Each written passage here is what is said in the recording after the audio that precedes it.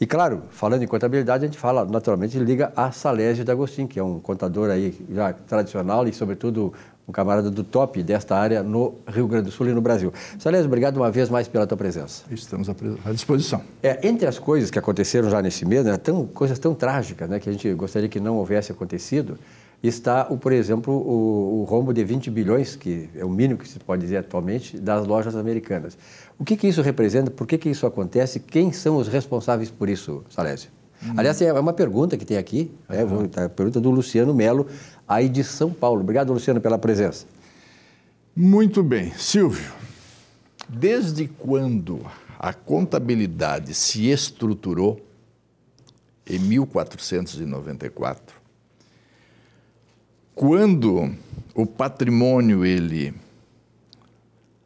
é constituído, e para se constituir este patrimônio, tu tens que justificar como tu conseguiu tudo aquilo que tu tens, não é isso? O caso das lojas americanas é um fato inusitado que não existe precedente na história do mundo. Deixa bem registrado. Não existe precedente no mundo não termos registro de 20 bilhões de reais. Isso representa... isso não é rombo, porque se não há registro, nós não podemos caracterizar isso como um rombo. Isso é uma mágica. 20 bilhões são 4 bilhões de dólares, não tem na história mundial, não existe isso. Mas podemos analisar este fato sobre 4 aspectos administrativos, Silvio. Um presidente de uma companhia aberta que tem responsabilidade social com seus acionistas, tu achas que ele poderia vir a público e registrar este fato, sem primeiro medir consequências? Essa é a primeira coisa que nós temos que questionar. Um presidente de uma instituição que tem as suas ações na bolsa tem que saber medir as consequências dos atos que ele pratica. Primeiro. Segundo, o fato revelado está tipificado no Código de Processo, está tipificado na lei. Comete crime com detenção, com pena de reclusão de 3 a 6 anos, quem elabora a escrituração contábil ou balanços com dados inexatos, que omite na escrituração contábil ou no balanço lançamentos que dele deveria constar ou alterar a escrituração ou balanços verdadeiros. Está na lei, Lei 11.101 de 2005, que regula a recuperação judicial e as falências. Ele cometeu, se isso é verdade, que eu não acredito, se isso é verdade, foi cometido crime pela administração, e a administração tem que ser punida por isso, porque está escrito, fez a escrituração de forma não verdadeira, é crime, isso está na lei. Então vejam só, administrativamente, o presidente que fez cometeu algo que não deveria cometer, do ponto de vista legal, cometeu crime, do ponto de vista técnico, não é possível isso acontecer, porque crédito corresponde ao registro que identifica quem nos forneceu coisas. Ora, se eu tenho um crédito, significa que este credor me forneceu alguma coisa. Se eu não tenho registrado 20 bilhões, o que foi que ele me forneceu? Aonde é que está o registro da existência das coisas? 20 bilhões, meus amigos, é mais que o faturamento anual da companhia. Olhem só, em 2021, a companhia faturou, vendeu 22 bilhões e 700 milhões de reais. Esta venda custou para a empresa 15 bilhões e 934 milhões de reais. A compra de todo o ano de 2021 é superior aos créditos não registrados. Não tem explicação, senhores. Não, o Ministério Público tem que agir. As autoridades têm que agir. Olhem só, em 2020, o faturamento da companhia foi de 10 bilhões. O custo dessa mercadoria é 7 bilhões. Em 2019, o faturamento foi 18 bilhões. O custo, 12 bilhões. Em 2018, o faturamento, 17 bilhões. E o custo, 11 bilhões. Mas como é que pode não registrar 20 bilhões? Eu não acredito. Não.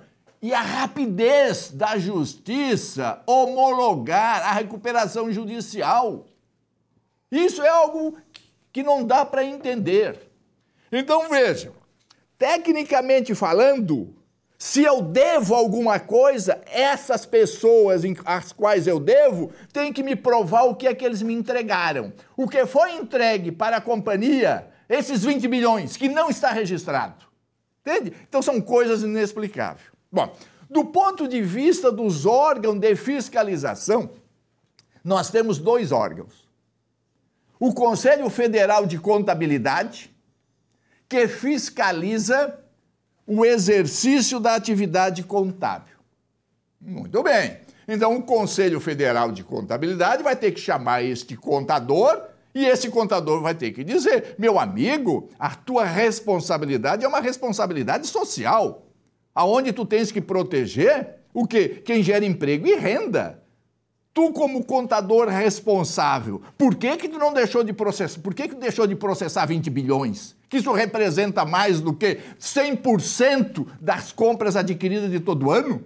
Ou seja, se tu comprou 2, registrou 1, mais de 100% não registrada, vai ter que chamar esse contador e vai ter que assumir a responsabilidade. As companhias abertas têm como órgão de fiscalização a CVM. E a CVM tem que... A CVM, ela disciplina e fiscaliza diversas atividades. Entre as atividades fiscalizadas está a auditoria das companhias abertas. E a própria lei diz que cabe à CVM examinar e extrair cópia dos registros contábeis para verificar a veracidade das informações. Silvio, a CVM é um órgão, com todo respeito. Só para lembrar, quem não sabe, CVM é a Comissão de Valores Mobiliários. Com todo respeito, se é um órgão que tem por função examinar e extrair cópia dos livros contábeis, que tem por função auditar, por que não audita? Por que usa dos trabalhos dos auditores que são contratados pela empresa? Por que não tem um corpo técnico próprio para fazer essa auditoria? Há certas coisas que acontecem para o bem da sociedade e para o bem do sistema econômico e sistema financeiro e de todos os órgãos sociais e econômicos.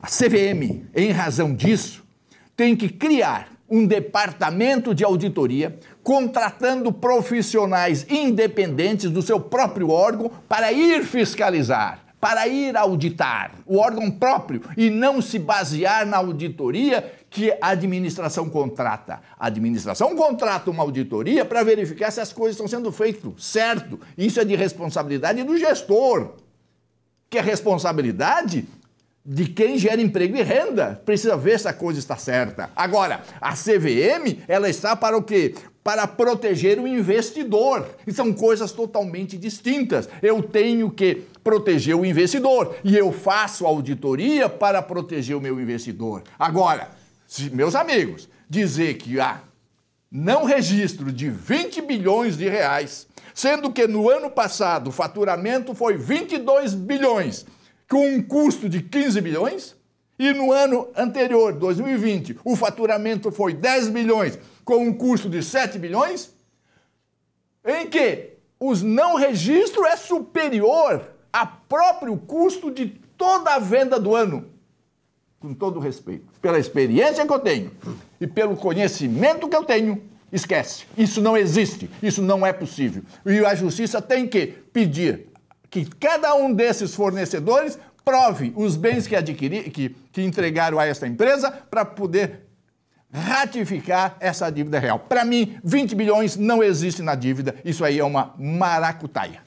Beleza, Salésio. Justamente a tua presença aqui é para esclarecer esses assuntos, porque o programa tem esse objetivo, né? Parabéns pela clareza, pelo detalhe, e o Salésio tem que estar na parceria conosco aqui, muitas vezes ainda virão, porque isso aí vai ter um desdobramento muito forte ainda na economia, né? E na própria questão da justiça, daqueles que estão envolvidos direta ou indiretamente, inclusive os diretores desse conglomerado aí. Salésio, obrigado, até a próxima. Até a próxima, estamos à disposição. Continue mandando as perguntas que, na medida do possível, estamos aqui para responder. Muito bem, nesse espaço conversando sobre contabilidade.